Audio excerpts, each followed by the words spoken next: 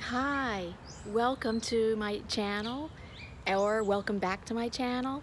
It's the arm of the chimp is actually holding the top of the cup. It's really cute. Oh, and the back of the cup just shows the back of the chimp scratching his head, and his other arm is holding the top of the mug. So it's really cute. One of my favorite coffee mugs. Because today I'm going to try painting with coffee. Of course, not the coffee I'm drinking.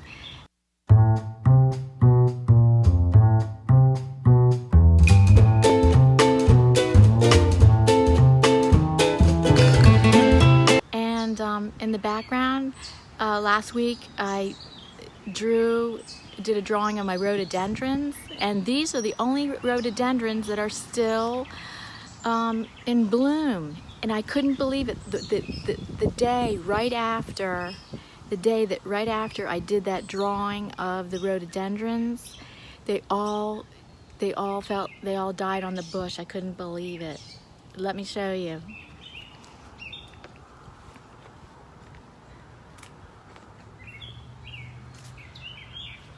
So all of them are like this right now.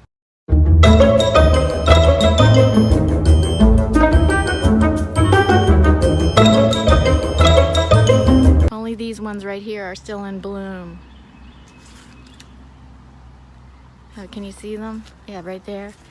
And the happy chirping birds that you hear in the background are real. I know it sounds like a rainforest in here, really. The birds really do chirp this loud. It's unbelievable. So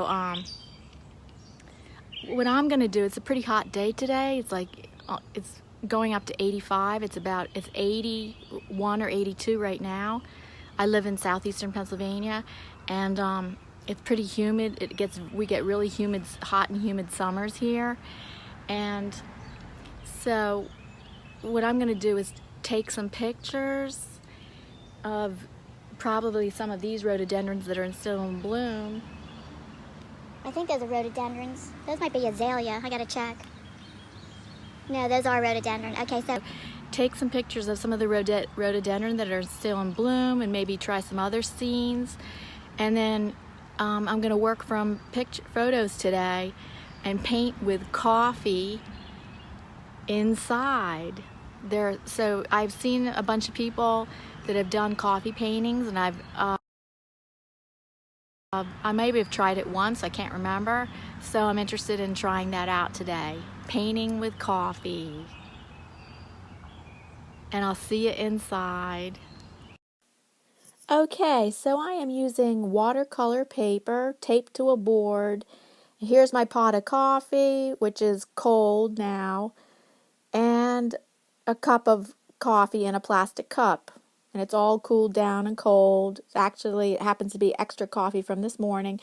And here is a sienna colored photograph of the scene that I took outside, one of the scenes I took outside of our rhododendrons and the trees, and I then copied it in sienna in a filter on one of my apps on my iPad. I converted it into sienna, and instead of black and white, I wanted to see the tones as I paint in coffee, what the tones would be. And I'm using my mop brush right now and just brushing water on for the sky. And now I'm adding the coffee. Now, this is black coffee. And so so it's not coming out as dark as I thought. Now I thought, okay, maybe it's because I watered the paper. Maybe I need a second coat. So I added a second coat while it was still wet. That didn't work.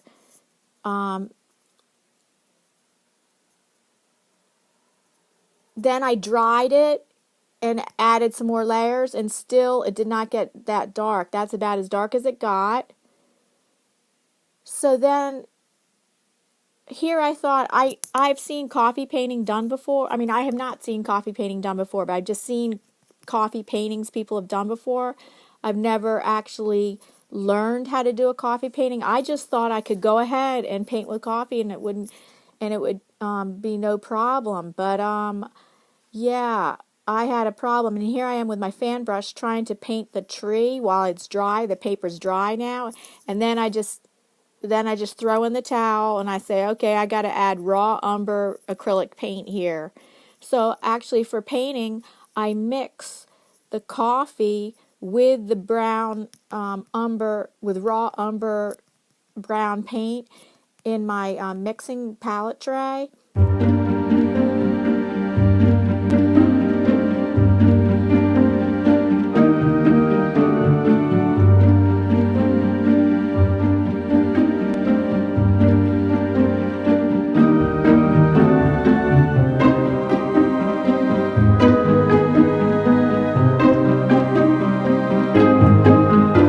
I just thought, oh, you just paint with coffee, and so I was wrong about that.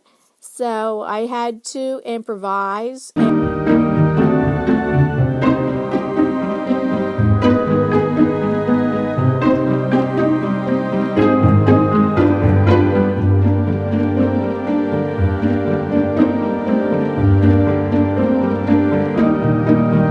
I used raw umber, and I just mixed the two together to create a monochromatic painting.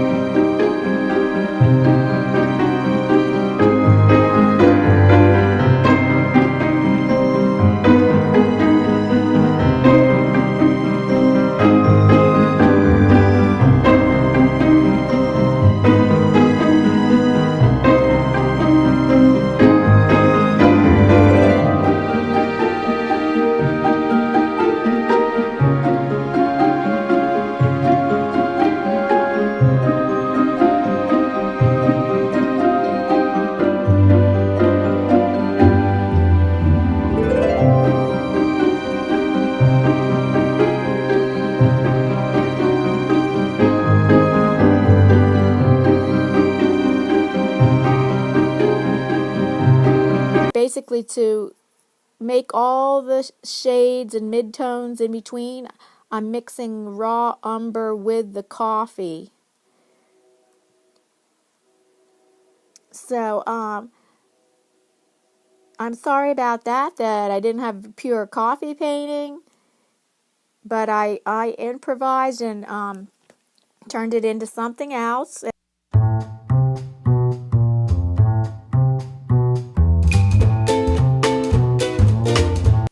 So there I used the sea sponge for that foliage there, and then up front I'm using a watercolor, really like a 1/4-inch flat brush watercolor for making different shapes of greenery in the foreground.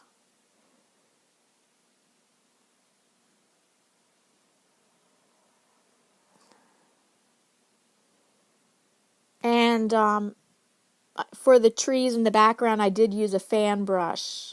Fan brush is great for creating those kinds of shapes for trees, for pine trees.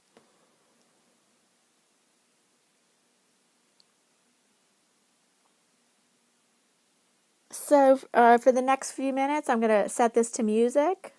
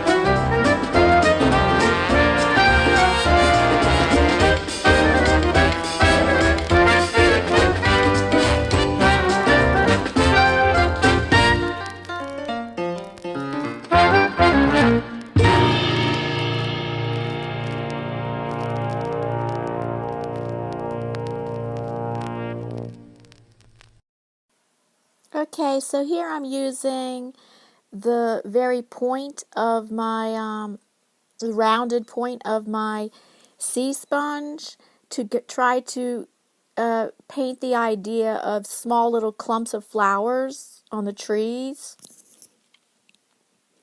And I'm building up the layers. Right now that's just the first very light layer.